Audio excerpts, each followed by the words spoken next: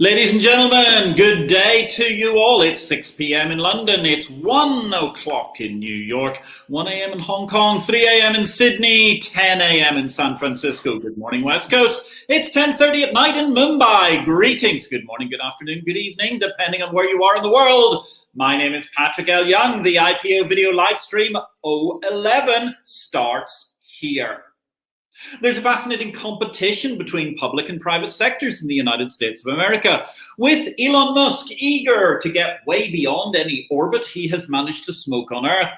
And NASA are also targeting a moon landing, a Mars landing and a moon landing. Indeed, NASA have recently announced some newfangled turbo-nutter nuclear propulsion device, which they think might get folks to Mars in half the time compared to current rocketry, a mere 90 days. With NASA now reckoning they can make it to the red planet by sometime during the 2030s, it's not beyond the bounds of possibility we'll see men on Mars before the Australian Stock Exchange manages to install its CSD replacement technology for chess. Equally, given that recent research shows there could be 300 million planets out there that support Earth-like life, one wonders, does Joe Biden have a transition committee for inviting outgoing President Trump to be president of one of these new planets? Imagine, ruler of your whole own planet, President Trump. If you didn't get that joke, let me note, in case you missed it, there was an election for the US presidency last week. I know they kept it incredibly quiet across the media. A little note for our dear friends in the American legacy media. There were not spontaneous fireworks on November the 5th in the UK to celebrate the announcement that Joe Biden may apparently have won. No, rather, that's actually celebrating something several hundred years ago in history, pretty much not that long after somebody discovered the United States of America, in fact, where there was a famous Guy Fawkes parliamentary plot to try and blow up the Houses of Commons. Anyway, enough of that. We're preferring markets over political discussion in this live stream, and indeed back on planet Earth in the corporate world. It's interesting to see that Louis Vuitton, Moët Hennessy, LVMH and Tiffany have finally sealed a merger at a lower price to what we were discussing several months ago, when of course that deal went pear-shaped as a result of the early outbreak of onset of COVID. After that moderately epic post-COVID reprice, it makes me wonder why we don't have a similar renegotiation going for, say, LSEG Refinitiv. It's not as if one couldn't argue the world is not substantively different to how it looked way back when BlackRock started flirting with the London Stock Exchange's Group C-suite to offload the BlackRock Refinitiv purchase. However, many great things happening in the world of corporate markets these days, and of course, all eyes are on Pfizer and their miraculous wonder cure, of which we're not going to talk about any of it today, because our focus is, as ever, the world's financial market structure. And to that end, we have, ladies and gentlemen, coming to you live today across a New York lunchtime, a rock star of the industry. Yes, even greater than Alistair Haynes in many respects, a man who features in the incredible book by Michael Lewis, all about the Flash Boys. He has his very own chapter, Ronan Problem, something which I do believe has been addressed. And of course, that dated back to the time he was originally one of the leading figures in execution technology and execution in markets and equities around at RBC. Nowadays, he's a co-founder, of course, of IEX, the Flashboy company itself. Ronan Ryan, the head of strategy for IEX. Welcome today. You are on IPO Live. It's lovely to see you. Thank you. Great. Usually I'm the one bringing the energy, and it's hard to step up to the energy after you, Patrick. That was some introduction, and I can only aspire to be as good as Alistair. Thank you very much, Ronan. It's great to see you. Now, also, call it my masculine intuition, but I've spotted something here, and I do believe that we're breaking new ground in the history of this live stream, which has been ongoing during lockdown. You're in one of those, it's one of those weird places. Let me try and remember it. It's office. Are you in an office, Ronan? Yeah, absolutely. So there's a small subset of us who are back in the office now. I think we have 150 desks here. There's maybe 8 of us here, and we came back about 5 weeks ago. So yeah, we're in New York. I'm happy to get out of the house, frankly, and it's obviously voluntary for anyone who wants to come back. And it's a little bit funny because New York, obviously, as many of your listeners have been here as well, is normally a fairly vibrant place. If maybe there's 10% of the people there are normally, and there's a lot of chatter about a potential resurgence. So I'm hoping we can stay here the entire time, or we'll see how things shut down. But it's been really great to get back to the office. We've hired 35 people since we all left the office last March. So many of the people coming in now have never actually even met people that they work with face to face, other than Zoom or video conference. But so far, it's going really, really well. That's great. It's great to hear all together. And of course, one of the things which has been an epic success, it has to be said, touch wood, across the whole of the lockdown period has been the uptime that everybody managed, even when they were working from their kitchen tables. So full marks to IEX amongst the many who've done so well in that regard. So you're sitting in the middle of New York. There are not that many people filling the offices around you. How's it feeling to actually go on a commute into Manhattan at the moment? Yeah, look, it's funny because I literally, before this video, I was just talking to an employee who came in for the first time today, and he was a little unnerved by it, and he had actually cycled over the Brooklyn Bridge. My first time was about 5 weeks ago. Coming in, getting on the subway, I get on a train called the PATH, which is basically a subway from New Jersey into New York, and so I drive almost the entire way and take the subway 5 minutes. It was a little spooky because my first morning getting on the train, there was only one other person on the train car, and he looked like a normal guy. So I got on. I didn't want to go into a tunnel with anyone looking like Dracula or anything like that. But yeah, it is definitely ramped up though in the past few weeks, whereby I'd say it's like 10 to 20% on the train. But everyone's wearing masks. Everyone, there's sanitizer everywhere that you go.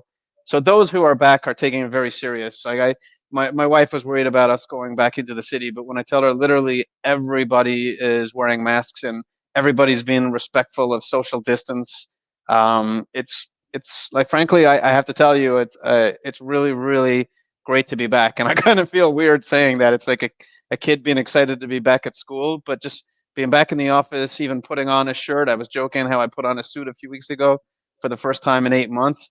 It's been very liberating, actually. And I will say, interacting with the business team here and some of the sales team that are back, we've already, it's already been beneficial for us than staying home.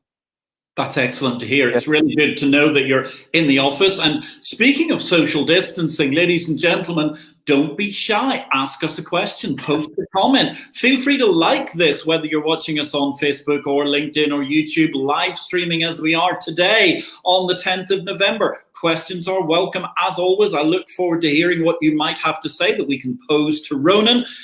So, Ronan, tell us a little bit about the IEX exchange and this incredible roller coaster that took you from RBC to being an acclaimed, noted person in a book by one of the most famous business authors alive. Yeah, no, I'll start with telling you about the chapter named after me, because I think your listeners will find it funny, being that I actually grew up in Dublin, Ireland, so I probably sound American at this point. But in any case, the day the book was to come out, it leaked the day before that there was a chapter. Like, I saw the contents, and I saw Ronan's problem. And I'm married to an American lady, and my father-in-law, who's American, I texted it to my father and my father-in-law, and my father-in-law wrote back. He's like, "Oh my God, I'm so proud of you. I can't wait to see what was written about you. This is great."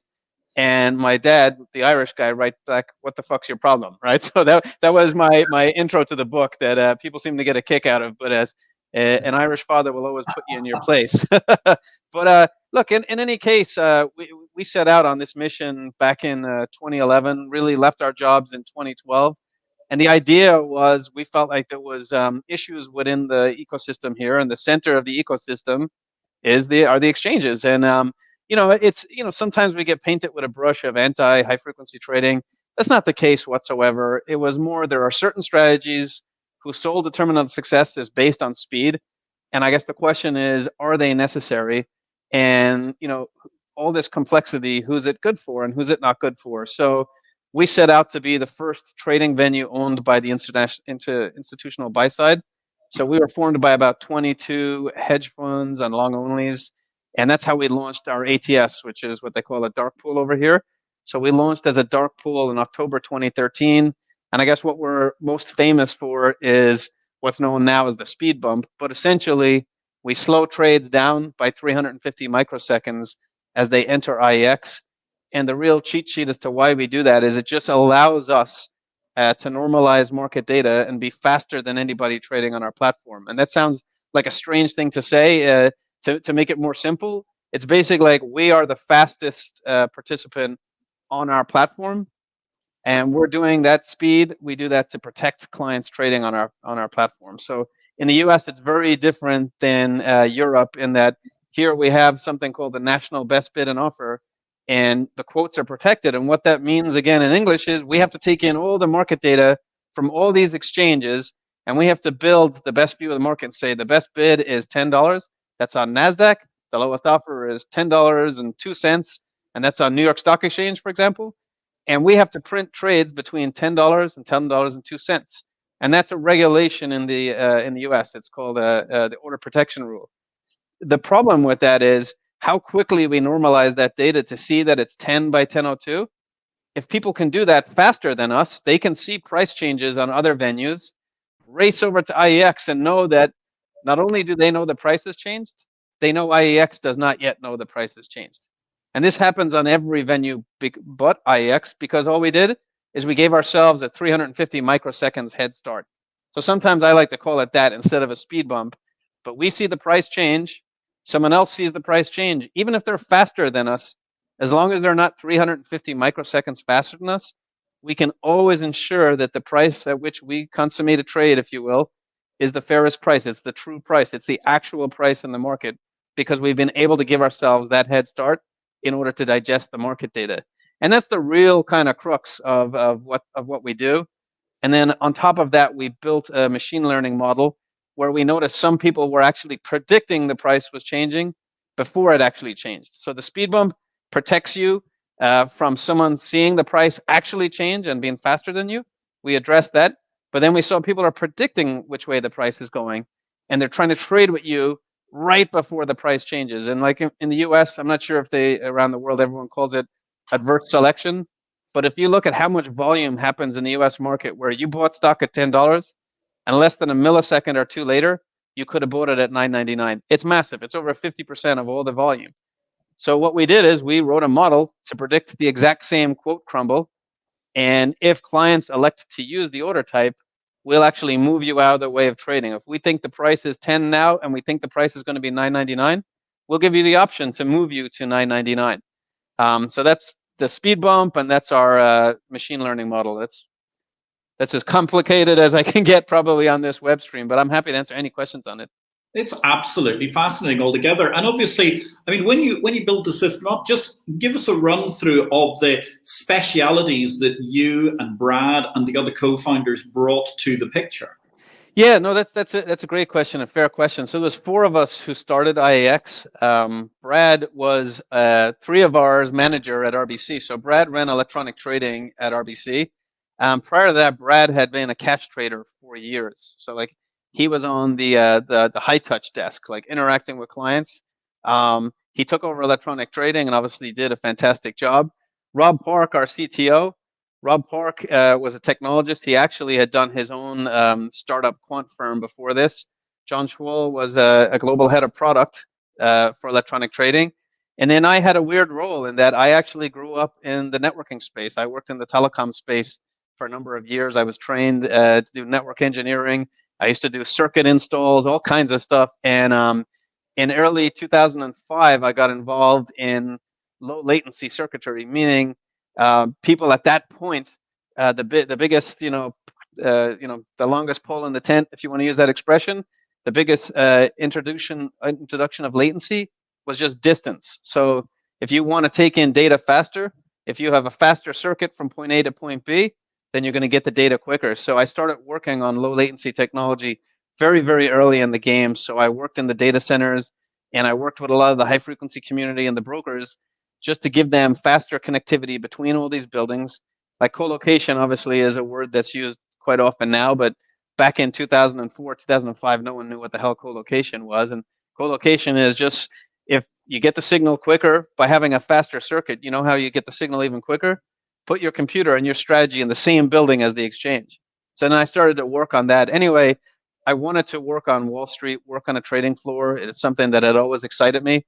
And life is a funny thing. It really is. Like people say, you make your own luck, and that's true. You got to work hard, but you got to have a bit of luck. And I had a bit of luck. I just got introduced to Brad as he had taken over electronic trading. And at that time, like I said before, he was a high touch trader.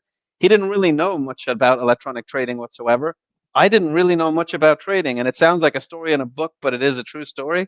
On my first day of working at RBC, I came into his office and he asked, "How's the first day going?" And I had just sat through a 3-hour algo meeting. And I told him, I literally have no idea what the fuck these guys just said. And he couldn't believe how direct I was. He's like, "Wow." And he goes, "You think what we know, you think what we know is rocket science, and we kind of think what you know is rocket science." And right then and there, first afternoon, we got on the whiteboard and we started drawing out where the data centers are in New Jersey, why that matters. Because in the US, you've seen 3 new exchanges recently. But if you look at the exchanges, you've names like New York, Boston, Philly, Chicago. All of those exchanges, all 16 with all these different names, they're all in New Jersey, and they're all in 4 buildings in New Jersey. Why? And what does that mean? And how do you interconnect with them? And that was really, really my world. So the 4 of us sort of plowed ahead at RBC, and we developed a product called Thor. And it was just a smart order router. And I guess what I would say, and it's the same thing we do at IEX, is a lot of times people will complain about market structure, complain about high frequency trading, good, bad. I'm indifferent to that. But basically what we do is we'll look at technological issues or inefficiencies and try to address them with technology. And a speed bump, that's just physics delay. So in essence, that's what we did. We took that show on the road and created IEX, and we're doing the exact same thing there. Fascinating altogether, ladies and gentlemen. I'm here with Ronan Ryan. He is the president and a co-founder of IEX, the company which, of course, was immortalized originally in the Flash Boys book, and they've gone on to, well, much greater success ever since as one of the leading ATSs in the American marketplace. We're talking about the 16 different exchanges in the US at the moment. I'm actually surprised it's only 16. It feels like 2.5 million. We'll get to that in just a second. It's really, really interesting. I mean, looking at that exchange environment, you're saying, of course, the fact that all four data centers in New Jersey are essentially where the exchanges are housed, including things that have got exotic names, not just like Philadelphia, but even Miami. That's the one that always correct. Oh yeah, I should have said that one. even coming from Belfast, New Jersey's not Miami. No, Belfast, Dublin, Miami is nowhere near New York. I'm quite sure it's pretty closer to Dublin some of the time. Yeah. It's quite incredible how that whole landscape has moved, and you've seen so much change. So, what's been going on recently that has particularly excited you in and around the exchange landscape? I mean, what I'd say, and what a lot of people are talking about, obviously I took my own book, so I'll talk the new entrants to the market. So in September, there was a launch of basically 3 venues. There was the long-term stock exchange, there was the Miami Stock Exchange, Pearl, which is what they're calling it, and then there was the MEMX Stock Exchange. So MEMX Stock Exchange is a consortium of broker-dealers, mainly led by Citadel and Virtu, and they launched an exchange. And no disrespect whatsoever in how I state this, but it's sort of like a Me Too offering. It's about speed, technology, co-location, rebates. Very, very similar to how all the other exchanges operate. IEX has gone the complete opposite way, but we can talk about that separately. The other exchange was the Miami Stock Exchange. The Miami Stock Exchange, I'm not sure if listeners know, they currently run 3 options exchanges. So this is their first foray into equities. And they launched, and both MEMX and MIEX did sort of a slow launch where they rolled out over symbol ranges. But I believe now, as of a couple of weeks ago, I know MEMX is actually up and trading all symbols, and I think Miami is getting there. And then, and again, Miami have fantastic technology. If you look at them from an options standpoint, their technology is often referred to as the best options exchange. So I think they're taking that show on the road to equities. But again, no disrespect, love the people over there. They're doing a very similar Me Too offering. It's co-location, it's high speed, it's maker-taker. It's the basically cookie cutter of what most every exchange does. The one that's kind of interesting and very different, and admittedly they'll tell you, they only launched the stock exchange because they had to. So the long-term stock exchange was born out of a book written by this guy, Eric Ries, called The Lean Startup. And within there, he was talking about how you could bring your company public and still, bring your company public as like an entrepreneur and still have a lot of control over that company. So basically what he did is he set out to create the long-term stock exchange, but the business model there is to win listings. And they have very different listing standards, more listing standards to like the entrepreneurs and the startup folks than the current listing standards. And they did not, in fact, want to really launch a stock exchange. But in order to be a listings venue, and I guess it's the same thing globally, you actually have to open and close the stock. So as such, they've created an exchange, they've launched an exchange, and again, no disrespect to them, but they're trading a few hundred, not a few 100,000, a few hundred shares a day. So they haven't announced yet any company switching their listings over to them or any company IPOing on them. But I would imagine because they launched when they did, they must have plans to do something like that. So I would say really the difference in market structure is more MEMX and MIEX. And LTSE is an exchange by name, but it's not really an exchange. And it isn't there. Again, I always try to be respectful because it's a difficult and a competitive landscape. But I think if you had someone from there on, they would tell you the exact same thing. Yeah, it's very interesting. And actually, you mentioned, the MIEX, Miami's competitive issue where they've come out of the options business is quite fascinating. And also they're running, 3 options businesses and an exchange with, I think, like 150, 160 person headcount, which is pretty impressive compared to a lot of the cash exchanges are running larger headcounts than that just to run cash businesses. It's fascinating. So you've got this amazing landscape in the USA. You've got all of these different ventures and then a multiplicity of different ATSs across the board, which are offering all manner of different models there, because you've obviously got the block facilities, like, say, for example, Bids and LiquidNet. Correct. And then how do you fit into that whole landscape? Yeah, it's interesting because IEX became a stock exchange in 2016. So we started off as an ATS at dark pool. And to an extent, a lot of people have called us, a glorified dark pool, if you will, because until October of this year, roughly 90%, I think it's technically 88% of our volume was dark. So we had focused on a dark solution, and to be honest, I don't take that as disrespectfully whatsoever. I'm very proud of what we've done and how we've grown.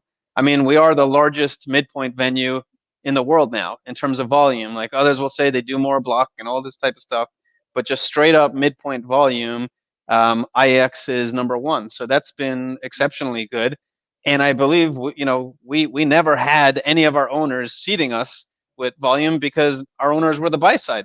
Now what we've done is we've launched a new solution where we use the same technology that we've always used to protect dark orders. We've done the exact same thing recently with lit orders. And we were approved with an order type called D-Limit, discretionary limit it stands for. We launched that in October 1st. And we've since now gone to about 70% dark, 30% lit. So our goal, obviously, if you look at the U.S. equity market segment, those of you listening from the U.S. will probably know this, but just to give you an idea of the overall pie, about 12% of it is midpoint. About 52% of it is at the touch displayed, right? So IEX was competing until October for about 12% of the market. Overall, like today, I'm looking at on the screen, we're a little bit over 3% of the overall market. But of midpoint trading, we're about 14% of all midpoint volume. So like Patrick was saying, yes, you have 16 exchanges now, and you still have 30 plus dark pools. And most of the dark volume is done off exchange in those dark pools relative to the exchanges. So IEX, it's us and NASDAQ really do midpoint trading. The vast majority of the other exchanges are way lower than us. It's quite fascinating altogether, really, looking at the sheer complexity for what is just a binary. I mean, buying a stock, selling a stock is quite mind-numbing to look at how complex it is. Ladies and gentlemen, I'm here with the president and a co-founder of IEX, one of the most exciting stock trading venues and exchange in the USA. They're famous, of course, for having appeared in Michael Lewis's book, The Flash Boys, but there's so much more. We're talking about technology, networking, routing, and the like, and the whole outlook of the exchange business. If you've got a question, drop it into the comments below. We'd love to answer it for you. And indeed, I do believe we have a question has just arrived. Someone on LinkedIn, they're an anonymous user. Nice. Good evening. Lovely to see you. Yeah. So, Ronan, let me ask you the question. What is the likely future for exchange data centers in New Jersey, given the possible transaction tax? Yeah, that's the kind of topic du jour at the moment, right? So those of you who are not aware of this is the New Jersey government proposed a financial transaction tax, whereby they would tax every trade that's done in New Jersey, which means, like I said earlier in this podcast, every single U.S. equities trade is done in New Jersey. Most asset classes actually are in those same data centers as well, like options and futures, but just equities, to stick to our knitting here, is there's a proposed transaction tax, and the original proposal was kind of insane. It was a huge amount. So a coalition was formed with a bunch of sell side firms, some retail firms as well, and IEX is part of that coalition. And we've been having conversations with New Jersey government, right down to the assemblyman, as to what this means. It's not as easy as just assessing a tax on a per share basis, because if you think about it, and it's the same, I know, like in Europe, is the exchange's capture rate on a per share basis is very small. Like it's fractions of a penny, sub 1/10 of a penny. If you start putting a tax upon each and every trade, and you're doing that because the exchanges are in New Jersey, what happens is that tax invariably gets passed downhill, right? Tax goes back to the broker, broker's tax goes back to the institutional investor, goes back to the mom and pop on the street. Like the exchanges, it's not that we're just like collecting pots of gold every day, can't sustain a tax like that. So what we've tried to do is, in talking to and by the way, I don't want to appear anywhere near insensitive. It has been a very, very difficult year for a lot of states, and particularly New Jersey has had a lot of problems with COVID, and I can completely understand why they would try and seek some tax. So what I would say from the data center standpoint, yes, there's a lot of posturing where the New York Stock Exchange ran their Chicago Stock Exchange out of Chicago for a week. NASDAQ have run one of their exchanges out of Chicago, because the funny thing is, all of us, every single U.S. equities exchange, our disaster recovery is all in the same building in Chicago, 350 East Cermak. So it's kind of funny. Everybody's in 4 buildings in New Jersey and 1 building in Chicago. So in any case, there's been a lot of conversation around, listen, if you're going to come and just tax us for using your data centers, you also tax the Equinexes and the data centers that are in your state, but you want to tax us on a per trade basis. Why don't we look at other states? So what has happened, and I don't say it's a veiled threat, what has happened is a very real look and garnering pricing from different states. Where would we all move together? And you don't want to jump out of the frying pan into the fire and move to a state that's just going to tax you when you get there. So we're taking a very real look at what the options are. But then, truth be told, what I would say is, if people can come to the table in a more rational, vein, I think what can happen is we can stay in New Jersey, and there'll be some form of tax. This is just Ronan's opinion, not the coalition's opinion. But I think realistically, if cooler heads prevail, moving data centers is not just chucking your servers on a truck over the weekend and driving to another state. It's a massive lift, and it's very, very, very costly. So what you want to be careful you're not doing is biting off your nose to spite your face. So I think in any case, what's going on right now, I don't want to call it posturing. It's just a lot of discovery, a lot of conversations, and a lot of things you'll see in the press is where, the exchanges are going to move out of New Jersey. I still think that there's a high degree of probability that the exchanges will stay in the exact same data centers in New Jersey where they are. However, it's not completely implausible to think that we would move if such a tax was levied, because it just would not be sustainable. And there's a lot of difficulties. Like, again, the U.S. is a big country, but you have pensions from Texas and pensions from California sending their orders to New Jersey, and now they're going to have to pay New Jersey taxes, and they're not even part of New Jersey. So there's all kinds of angles to this. It's not just the exchanges and the brokers pushing back. The institutional buy side and the pension community will be pushing back on New Jersey as well. So it's remained to be seen.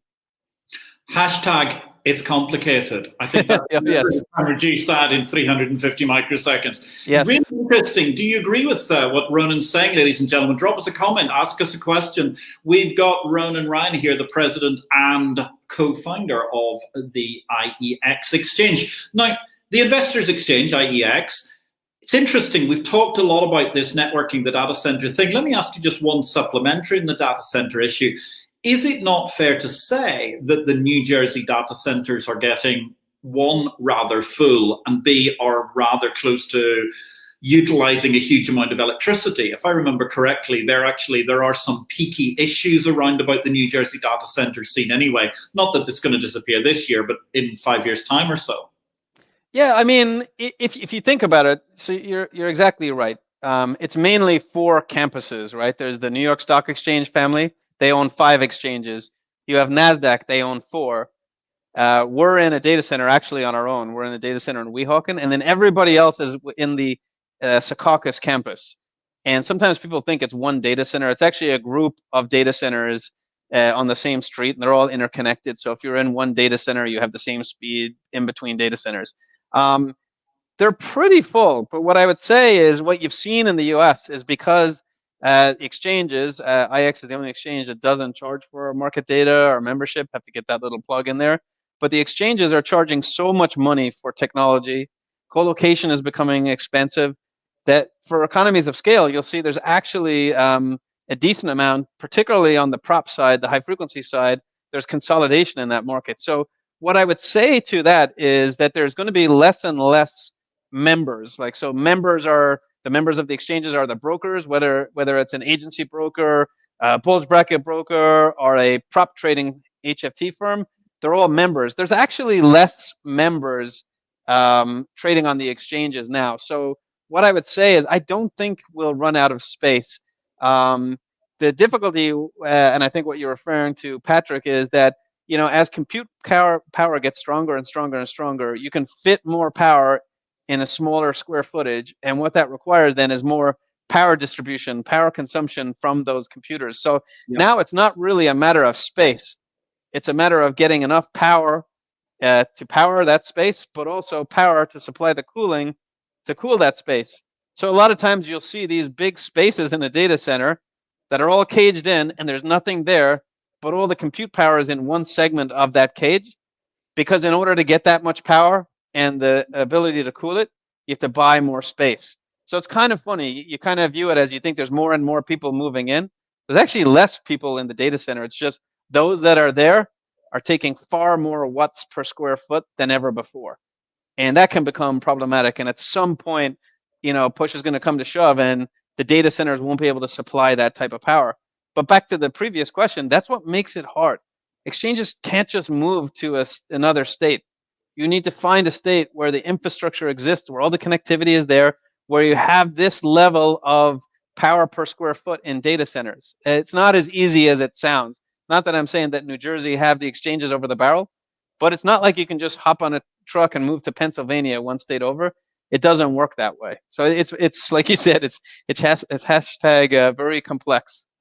Yeah, I mean, it is complicated all round, but at the same time, obviously, it's fascinating. I'm not going to ask you to comment on it because obviously all of these things are private, but certainly the newspaper reports today that are talking about the idea of you looking towards Texas, amongst other exchanges. I mean, that's fascinating because they do have the potential to deliver the space, but they're not going to do it by next Thursday. Correct. Yeah. So and Texas does. It's kind of interesting. So I used to work in the networking and the data center space, and some of the biggest hubs in the U.S. are from that standpoint in terms of having the data center space, having the network interconnectivity. It's really Arlington, Virginia area, Texas, and Chicago. And a lot of people will say Chicago's in Illinois. A lot of people say the state of Illinois is in a worse state than New Jersey. So maybe if you move there, the taxes are going to rain down. And I think Texas has been very interested in moving Wall Street, I guess, a little bit west and south. But Texas, just from my technology days, does have the data centers. It's a massive place for things like the cloud. So like Google and Amazon and Azure all have big presences in these major carrier hotel areas around the country. So it's kind of funny to people outside of that technology space. They might not realize that Texas actually is a big player in that space. It's not just because geographically they have a lot of space. They already have a lot of this technology in place. And besides the fact that it's a pain in the ass for us all to move down to Texas, like I was saying, a data center move is not putting things on a truck anyway and moving them over the weekend. The only way we as exchanges, especially exchanges, because we're regulated so tightly, we're going to have to build our environments if this happens, 100% bring them up in another city and do a cutover. And like I said, that becomes very, very costly, very, very complex. So it would take, I think rational heads, cooler heads will prevail, and we'll end up staying in New Jersey. But again, that's more my viewpoint, but I hope I'm right. It'll certainly be interesting to see what comes of the whole discussion. Certainly, you've got Governor Abbott of Texas, I see, salivating at the prospect of this business coming his way, which is It's good to see somebody who's eager to want to expand the capital markets. And hopefully, therefore, the New Jersey State Legislature will realize just what an exciting piece of business it could be losing. Yeah. It's interesting. I mean, we talked about technology. We're going to probably carry on to that. But we have another question from Martin Watkins, an esteemed member of the parish, previous guest on this IPO livestream. Good evening, Martin. It's lovely to see you. So, Ronan, what is your perspective on digital assets? Yeah, it's from our view, and I'm sorry that this answer will be relatively short. I will say we're far from waving a victory flag in what it is that we're trying to do over here. And when we look at digital assets and crypto and all of this other stuff, I think what we've done is we've decided to stick to our knitting, and we've stayed away from that completely. I know other exchanges are kind of barking up that tree a little bit, but it's just in truth, anything I tell you right now would be just my own opinion and not worth opinion sharing. We're sticking to our knitting, and we really need to get IEX up and running and get some more relevance in U.S. equities. Okay, but may I just ask you something? I just remembered. Didn't you have some sort of an involvement with a gold distributed Yes. spin-off? Yeah. So what we did is it's called Tradwind Markets, and this was back in 2016. We were filing to become a stock exchange. So what we decided to do is split that off. So there was a small group within IEX. Those employees left. It's a completely separate company. I guess you would call it a joint venture because we invested in it and we own a portion of it. And essentially what we did is we ceded them some technology. So the spirit behind what they do there is that actually physical gold is stored in a mint. The Canadian Mint stores physical gold, and you can trade on tokens that are directly attached to physical gold and take delivery of physical gold. So it was a tokenized way of trading, settling on the blockchain. And what I would say is I'm not saying it wasn't successful. It actually works a little bit. The problem in the US is most institutional investors, they're beholden to either their trading mandate or their mandate with their investors, as well as the 1940 Act. And this type of technology is not yet deemed a security. And that's something you would have to go through a whole SEC regulation in order for it to be deemed a security. And as such, many of these firms, while they think it's a much better way of buying and holding and selling gold as opposed to the GLD ETF, because it's not a security, it's made it very problematic. So yes, it's up and running. The company is in place. But in terms of volume, I think it was a little bit ahead of its time. Interesting, yeah, because obviously those restrictions on holding gold in the United States of America remain somewhat tricky. And if nothing else, they fueled a generation of great Bond movies and other things that were all related to the issues of trying to attack Fort Knox, and rest in peace, Sean Connery. Just looking at that whole thing, I mean, we've sort of skirted around this. We've been talking about technological innovation. I'm very happy to talk about that more with you. But actually, this whole COVID thing, I mean, just talk us through it. What's it been like as president of IEX, trying to do both your functions and keeping the whole exchange running through what has been an amazing time? Yeah, I will say this. So I guess it was Monday, March 16th is when it really, really hit the fan, if you will. And that week, as I talked to like brokers and other exchange executives, that was the most operationally tough week, right? So Volatility went bananas. Message rate went through the roof. Like we as IEX were doing over 1 billion shares a day. If you think about that, 1 billion shares on a normal day would equate to about 7 to 8% market share when we're about 3% market share right now. So this is just to give you an idea of the volume. What I will say, and you said it earlier, Patrick, I've been very impressed with all the exchanges. No exchange had any technological issues whatsoever. Most every broker's dark pool handled well. Some of them had issues that first week and just failed over to other dark pools. But the entire interconnected system worked very well. Obviously, we had the market-wide circuit breakers that went off, I think it was 4 or 5 times. Again, they operated perfectly as designed. Some conversation came out of them as, should we change the design? Should we not have it in the first half hour of the day? Things like that. But all in all, they operated exactly as designed, no technological glitches. So that part was tough, I have to say, because that was the first week. And we're like, oh my God. Also, no one, I don't think, expected that we would still be out of the office 7 months later.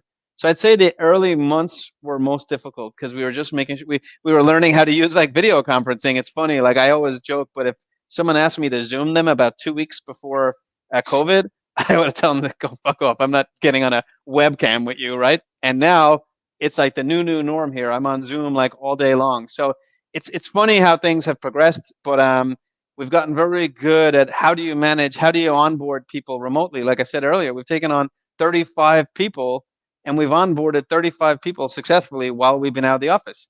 If you asked me, could we do that a year ago? I would say no. Why would we do that? So I think it's like us, like everyone else, and I think like every industry, or like even my kids with school, everybody has evolved remarkably well. And now when I look at it 7 months later, a bunch of us chose to come back to the office because we liked the interaction of the office, not having to hop on a minimum 15-minute Zoom to ask a quick question. But I will tell you, we can absolutely run this venue, and I'm speaking from my competitors, without being in the office. There really is no need to be in the office. I don't think you would want to do that permanently. I wouldn't choose to work in a job where I was 100% remote, but all the system worked. And I think we take a lot of pride in that. And I'm also very, very happy to see that our competitors didn't have any issues there. It would have been a disaster if some exchanges were experiencing troubles during that volatility. And then even days like yesterday, right? Obviously, you said something happened last week in the US. But yesterday, I mean, we did close to 1 billion shares again. It was especially in the morning, it was even higher volume, higher message rates than in March. And again, I heard nothing across the street of anybody having any issues, including the 3 new exchanges, which is great to see. So I think everybody has evolved, and you know, it's funny. There's nowhere open for lunch right now here, so we're all bringing in our lunch and things like that. You kind of learn as you go. We have a Keurig machine on the desk because we don't have all the coffee machine in the kitchen, and we're not supposed to touch things in the kitchen. So humans are very adaptable, and I think everyone's done a very good job during this. We've been pretty blessed, actually. Yeah, it's quite incredible, but at the same time, the ability to interact in 350 microseconds or less in the kitchen is obviously cutting back on what's going on. That's one of the reasons why I do believe, ladies and gentlemen, lots of people like reading Exchange Invest. So if you want to learn more about what's going on in the world of exchanges every day, and you want to join people like Ronan and last week's guest, Alistair Haynes, and indeed all of the guests who've been on this show, then please send us an email, send us a message via any which way you're watching this particular event at the moment or listening to the podcast. We'll be delighted to hear from you and give you the opportunity to subscribe to the Daily Bulletin of the World of Exchanges. It's fascinating what you're talking about, the whole way that this industry has really done incredibly well. And I thoroughly agree with you. We have to applaud everybody. I mean, certainly yesterday it was funny in London when you were having that explosive morning in New York, all the exchanges functioned fabulously well, but it was actually the brokers ended up running out of bandwidth and headroom and having problems. And that's obviously not good for anybody. It was a real shame.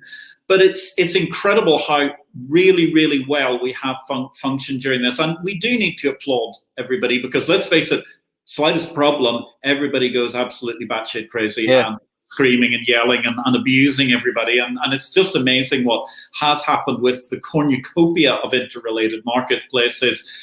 Even if they are all executing within 3 or 4 city blocks in New Jersey and other places in the world, So tell me a bit. I mean, looking at the technology and the development of markets, we're just into the last 15 minutes of the whole discussion today. What do you think are the things that are on the agenda, Ronan, going forward? Not asking you for state secrets, but what's happening in the general all-round development of how markets are likely to change in the near future? Yeah, I mean, it's an interesting time, right? So again, when you have a new president, whether the president was Trump again or whether obviously it's Biden now, the SEC have turnover. So the SEC that we interact with, the division is trading and markets, but there's also the commissioners, and Jay Clayton will be leaving the SEC. So who's the new commissioner that comes in? And why I say that is the last 4 years have been pretty interesting in that I don't think we've ever had a regime within the SEC so fixated in a positive way on market structure reform, right? Yeah. So it's like a lot of times I think the regulators are sort of made fun of, they're chasing baddies and Porsches and they're on bicycles and all these other things that they say about them. But I will say the SEC over the past 8 years, I'd say that regime has become more and more progressive. And I think having someone like Brett Redfern as head of trading and markets, someone who actually worked on a trading desk, that was a smart move. I don't know who the next head of trading and markets will be or who will be the commissioner of the SEC. But I think, if you've watched the US, the SEC tried to put a pilot into place to test the rebate models, right? So it's been a I call it an angry not as angry as last week, but an angry back and forth in the industry on whether rebates are good, bad. And what you've seen is in the past year or two, the SEC proposed a pilot to test this out. And as many as you might know, but the New York Stock Exchange, NASDAQ, and the CBOE, they actually sued the SEC to stop the pilot, and they were successful in doing so. So from a market structure reform, I don't know if the new regime take another go at this, Patrick, but that's more macro to market structure. From a micro standpoint, what we're looking to do is we recognize that the brokers, our members, are the delivery vehicle of every product that we come out with. So we're partnered with the buy side, we're partnered with the brokers, and what we want to do is see what can an exchange do, because there's a lot of things, if you think about it, in the US in particular, but I'm assuming it's the same globally, where exchanges and brokers can kind of get pitted against one another, saying, well, what you're trying to propose as an exchange, that's really the function of a broker dealer. So are you competing with me? And that's been sort of the view in the past. I know some exchanges tried to do a VWAP algo in the past, and then that got stopped because that's the function of a broker dealer.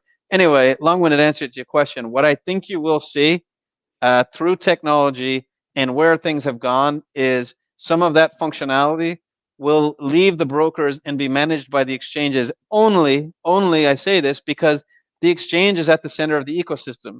For example, because of our speed bump, because we give ourselves a 350 microsecond head start, because we're right in the middle of this, we can see things that no broker can possibly see, and we can do things on their behalf that no broker could possibly do because of that advantage, if you will.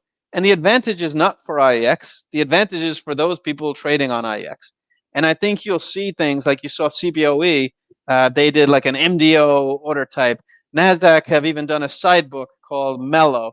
And I think exchanges are starting to do things that are solutions for the broker dealers, because the broker dealers, no knock on them whatsoever, just because of their position in the ecosystem, can't handle some of this stuff. So let the compute power be handled at the center, at the exchange. It's sort of like, it's the reverse of edge computing, I guess. It's like central computing. But I think that's what you're going to see going forward. And, if the past year, like the IEX approval of D-Limit, NASDAQ success in Mellow, the MDO order type, is that what it's called? MDO depletion order, that CBOE did, all of those things lead us to believe that that's kind of like the track forward. And the fact that the regulators are comfortable and we're comfortable in approving all of those things, I think sort of leads the way for that level of innovation. So when people say, oh, can things get any faster? Things can always get faster. Latency can always be eked out. But I think now the exchanges, and it's like I said at the beginning of this interview, we started an exchange because we realized to address some of these issues, you needed to be at the center of the ecosystem. And I think that's where technology is going. And that's fascinating. So you need to be at the center of the ecosystem. You need to be essentially a proper exchange, as it were, Yep. rather than just an ATS, to really own part of that stack of everything that's going on and understand what's happening. That's a really, really interesting observation, actually, Ronan, because it's quite different to how many people might see things. And particularly, you look at like the crypto kiddies who are all off talking about decentralization, Yep. which I actually fundamentally don't see how you square that with even the current SEC, who've been very deregulatory and much more mellow. If you get a huge move towards being more hands-on, it's very difficult to see what happens with the SEC there. Absolutely. Great to hear what you're saying in positive terms about the recent SEC. I agree. I mean, I think Chairman Clayton and his team have tried really hard to do a great deal of things for markets. They may not have always been things we agree with, but at least they have been trying to do stuff that is coherently trying to make a better market for investors. Yeah, I agree. I think I look, like you said, if you don't agree or you agree, what they did do a good job of, and I think their predecessors could have done a better job of, is actually communicating what it is they're doing, what their view is on it, why they're doing it, and at least it doesn't leave you in a "what the hell are they doing" type frame of mind. And I think that's been great. So communication and interaction with the street overall, not just IEX, by the way. I mean, they take meetings with everybody. I think has just increased over time. And compared to the SEC, and again, I always tend to not knock the regulators, not just because they regulate us, because it's a harder job to do than people think. But what I would say is, over the past, call it 8 to 10 years, they're getting progressively better and better and better. And we've been very impressed with them. And I say that not as a regulated entity. That's a hand-on-heart opinion. No, but it's very interesting because also you look at the complexity of what they're trying to deal with is unbelievable because 10 or 12 years ago, I mean, they didn't have upstarts like you, let alone Members Exchange, Long-Term Stock Exchange, Miami's, Pearl, et cetera, and a dozen different or more ATSs. So, I mean, it's been getting a more complicated environment all the time, and yet they've been trying to do a better job. It's very, very heartening to hear. And certainly for those of us who sit in Europe and actually are frankly confused by what on earth American equities execution actually means, because you roll off all of these sorts of different brand names and you talk about your D-tips and your something or other else, and there's certain order types that sound to me like, I thought the last time we were talking about those was when they were taking the waste out of Chernobyl's nuclear plant and things like that. It's confusing. However, actually, I've got a great question for you, and it's a pretty simple one that's come in from another of our LinkedIn users. Good evening to you, wherever you are in the world. Can you continue to give away your data for free? Yeah, that's a great question, whoever asked that, I have to say. So what's very different to IEX is this. We don't charge for anything other than the trades. But what we do, and we've been able to continue to do, is we charge both sides of the trade.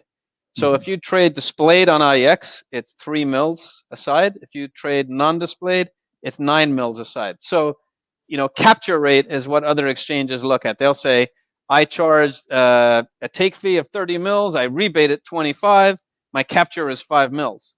So if you look at it that way, our capture is 3 and 3 is 6 mils for displayed and 18 mils for non-displayed.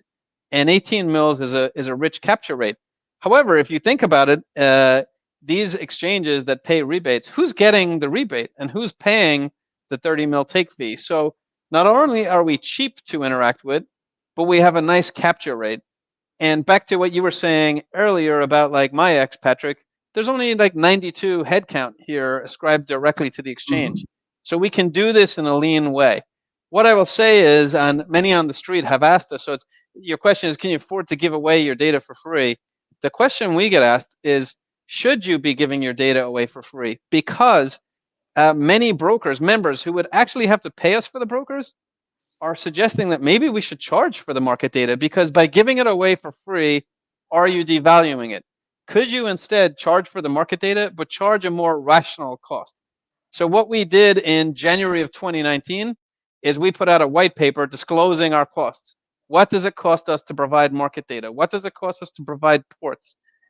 All of these things. And we said, what about charging for these in a cost plus model? And the reason why I say that, we haven't done it yet, but at some point we might start charging in a cost plus model.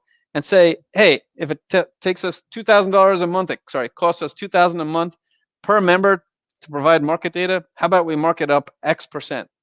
The big frustration in the US is that, like I said, there's less and less subscribers. There's less brokers than there were last year, than there were the year before. And if you listen in on the three families of exchanges, NYSE, NASDAQ, and New York Stock Exchange, they constantly talk about on their quarterly earning calls how subscription revenue is going up.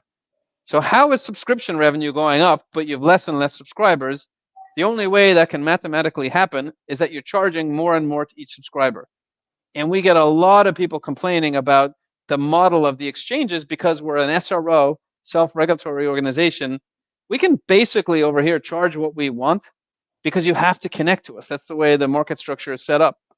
So it would be novel for an exchange to charge for market data so it doesn't devalue it because they just give it away for free, and charge for it in a markup fashion. But anyway, long story answer to your question is we can continue to afford to do it for free because the economies of scale. We have 90 plus people here.